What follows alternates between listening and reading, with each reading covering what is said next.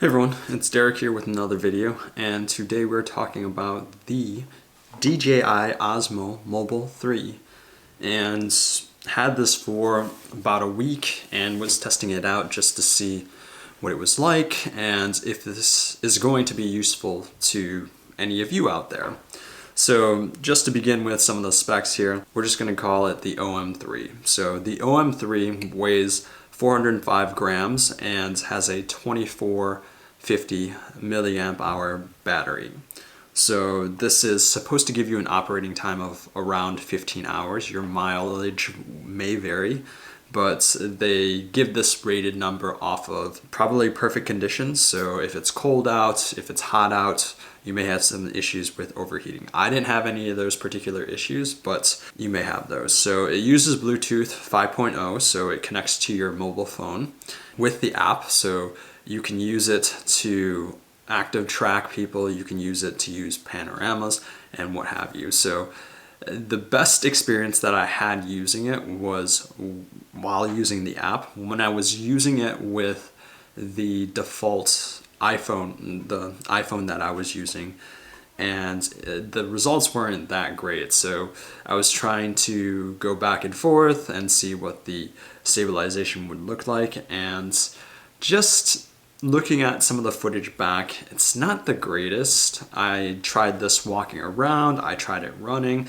and I compared it with this camera, the SL2, and I also compared it with my GoPro Hero 8. So there's a lot of different things that I used and tried to compare it with, but overall I didn't get the best results out of this, and I think there are a few use cases for this to work. You may have heard of the new iPad came out and it had center stage, which it uses a wide angle camera and it sort of follows you around and tracks you. And this is essentially what the OM3 can do. And it's a pretty cool feature, and if you're not moving around very quickly, it can track you very easily.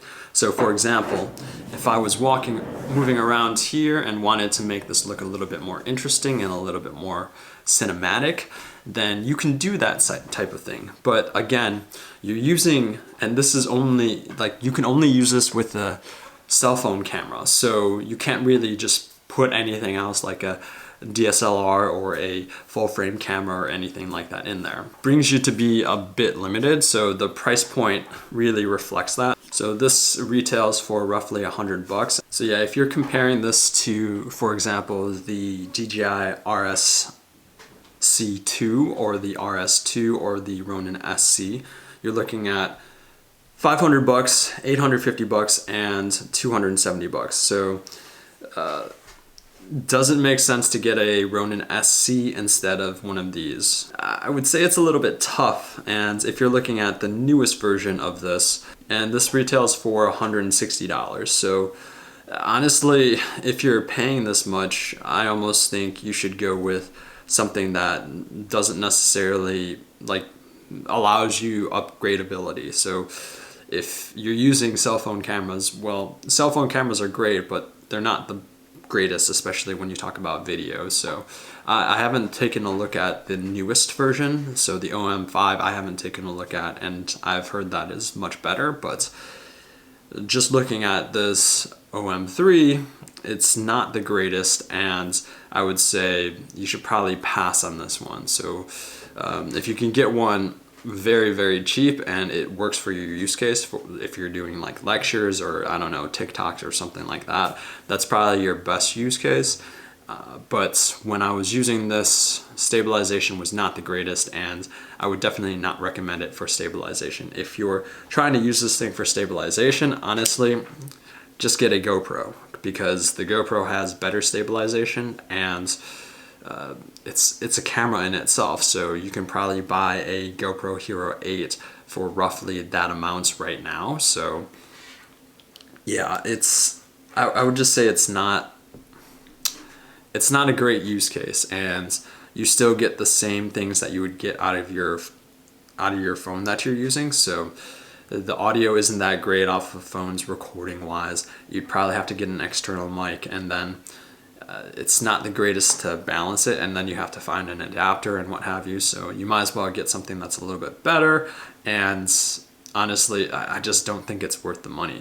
It's so close to just walking and running around with your actual phone with the electronic stabilization, and some even have image stabilization built into the lens. So I think when you're looking at that, it's almost better in today's age to just use your cell phone with your hands, or just get a tripod mount or a gorilla pod or what have you, and just mount it on there.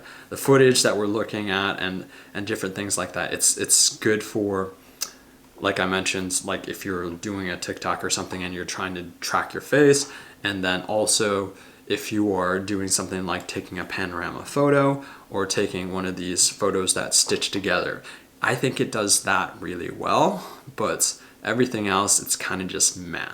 So here are some examples of that. I think if you're doing this overall, it's just not worth the money. And hate to say that, but I think it only works in very small use cases.